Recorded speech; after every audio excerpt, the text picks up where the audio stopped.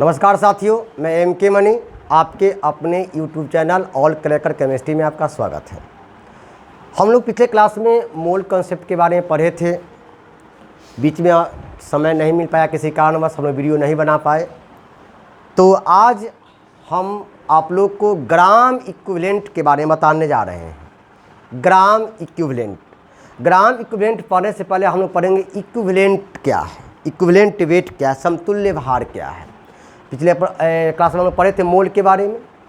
कहा गया था कि मोल रासायनिक पदार्थ का मात्रक है जिसके माध्यम से केमिकल पदार्थ को मापा जाता है। उसी प्रकार से ग्राम समतुल्य भी है। तो सबसे पहले हम लोग इक्विवेलेंट वेट समतुल्य भार के बारे में हम लोग पढ़ेंगे। समतुल्य भार क्या है, इक्विवेलेंट वेट, समतुल्य भार, समतुल्य भार,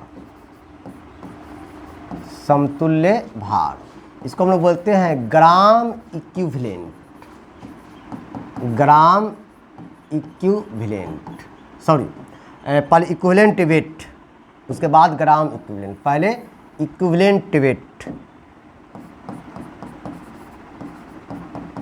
इक्विवेलेंट वेट, समतुल्य भार।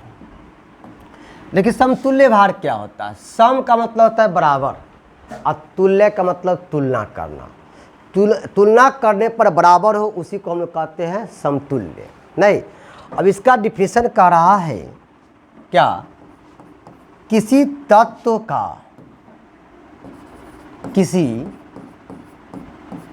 तत्व का वह भार, किसी तत्व का वह भार, ध्यान देंगे, किसी तत्व का वह भार जो हाइड्रोजन के, जो हाइड्रोजन के एक भाग, हाइड्रोजन के एक भाग, कॉमा, ऑक्सीजन के,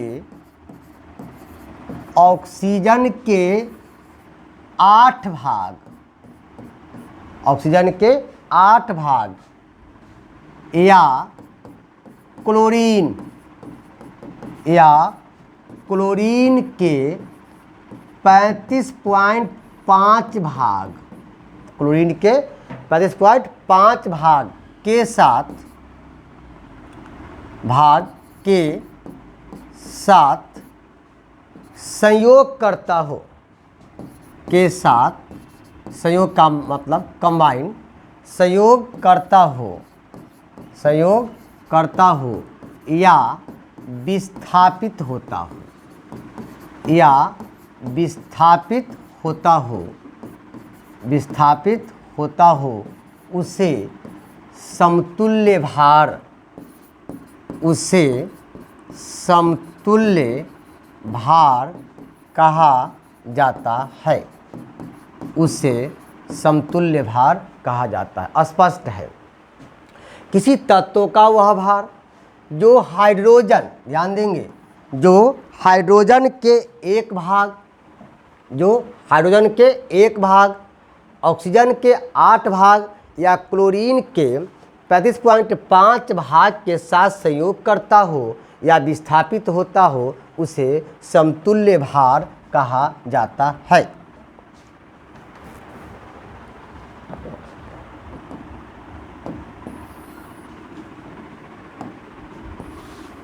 ठीक है, तो क्या आया? हाइड्रोजन का एक भाग, तो ध्यान में रखेंगे हाइड्रोजन के एक भाग, ऑक्सीजन के,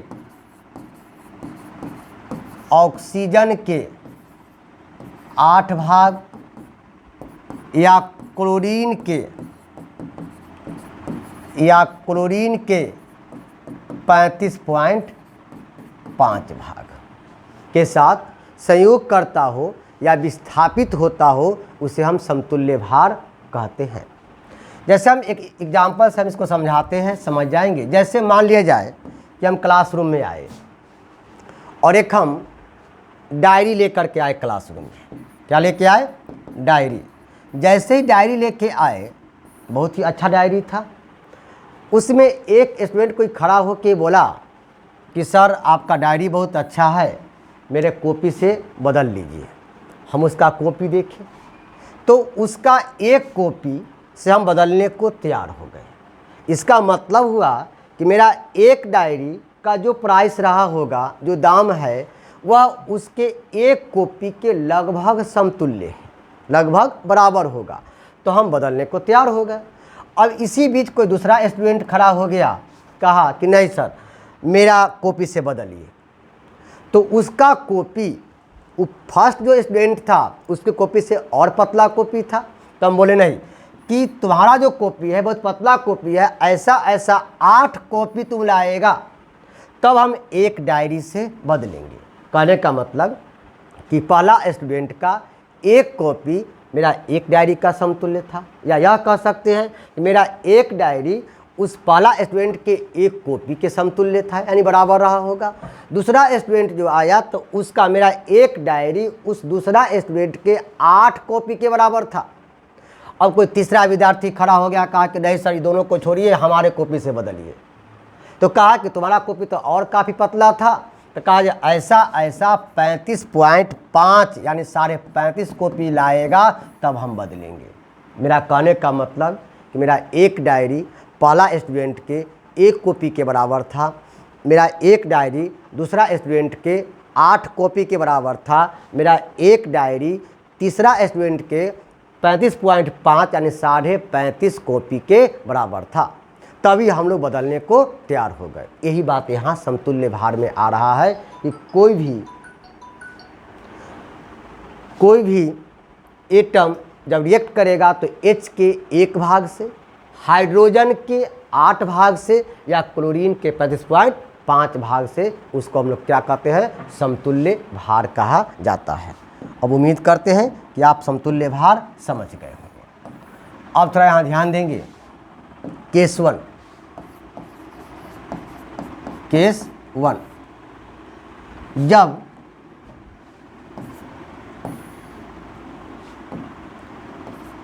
जब मेटल,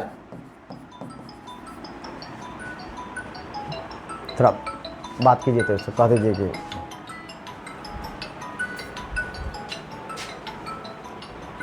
जब मेटल की अभिक्रिया हाइड्रोजन के साथ हो, हाइड्रोजन के साथ हो, ध्यान देंगे क्योंकि H क्या है, अधातु है, तो वह रिएक्ट करेगा धातु से, मेटल से। तो यहाँ ध्यान देंगे M का मतलब कोई मेटल ले लिए, H कोई अधातु ले लिए, यह बनाया MH, मेटल हाइड्राइड,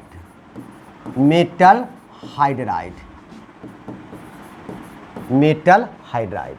अब जैसे हम एक एग्जांपल के लिए हम यहाँ पे M के जगह पर Na ले लेते हैं। क्या ले लेते हैं, Na, और यहाँ पे ले लिए हाइड्रोजन H। अब क्या बनाया ये, NaH, तो इसको बोलेंगे सोडियम हाइड्राइड, सोडियम हाइड्राइड।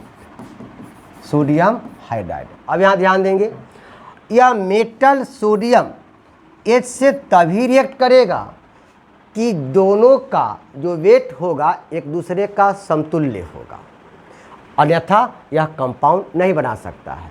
जैसे मान लिया जाए कि कोई एक बिजनेस शुरू करता है, 2 पार्टनर मिलकर बिजनेस करता है, तो अब पार्टनरशिप में बिजनेस तभी चलेगा कि जब दोनों का पूंजी किसी न किसी रूप में समान लगा हुआ होगा।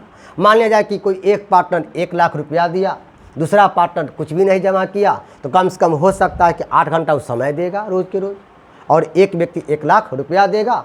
तो 1 लाख रुपया एक व्यक्ति का, दूसरा व्यक्ति का जो 8 घंटा समय है रोज़ के हिसाब से, वह एक दूसरे का समतुल्य हुआ, तभी पार्टनरशिप चल सकता है। ठीक उसी प्रकार से जब रिएक्शन होता है तो धातु और जैसे H के बीच दोनों का जो वेट होगा एक दूसरे का किसी न किसी रूप में समतुल्य होना चाहिए, तभी वह कंपाउंड बनेगा, अन्यथा कंपाउंड नहीं बनेगा। तो जैसे मान लिया जाए कि अब यहाँ पर सोडियम का हम मान लिए कि 100 ग्राम मान लिए, क्या मान लिए, x ग्राम। हाइड्रोजन का हम मान लिए y ग्राम। क्या मान लिए, y ग्राम। अब जो ये मेटल हाइड्राइड बनेगा वह दोनों से अलग होगा, यानी एक तीसरा संख्या आएगा। तो हम इसको यहाँ पर ई आपका समतुल्य का सिंबल होगा और यहाँ पर मान लिया जाए कि ई जेड ग्राम होगा। क्या होगा, जेड ग्राम होगा। अब यहाँ देखिए तो y gram hydrogen, y gram hydrogen नहीं, x ग्राम मेटल से अभिक्रिया करता है। क्या लिखे कि y ग्राम हाइड्रोजन x ग्राम मेटल से अभिक्रिया करता है। y ग्राम हाइड्रोजन x ग्राम मेटल से अभिक्रिया करता है। तो 1 ग्राम हाइड्रोजन कितना से करेगा, तो 1 ग्राम हाइड्रोजन जो अभिक्रिया करेगा कितना से, x/y ग्राम मेटल से। अगर हाइड्रोजन 1 ग्राम देगा तो उस मेटल को, कोई भी मेटल हो, उसका x/y ग्राम देना होगा। अतः equivalent weight of metal EM का मतलब equivalent weight of metal is equal to x/y। अतः इक्विवेलेंट वेट ऑफ मेटल यानी EM is equal to x/y for hydrogen. अब इस पर एक न्यूमेरिकल बनेगा जहाँ पे EM क्या है, धातु का समतुल्य भार, x क्या है, धातु का भार ग्राम में, और y क्या है, y है हाइड्रोजन का भार ग्राम में। तो आज हम लोग देखें इक्विवेलेंट वेट ऑफ मेटल यानी EM is equal to x/y for hydrogen. फिर अगले क्लास में हम लोग मिलते हैं, फिर नेक्स्ट टॉपिक फिर चर्चा करें। ओके।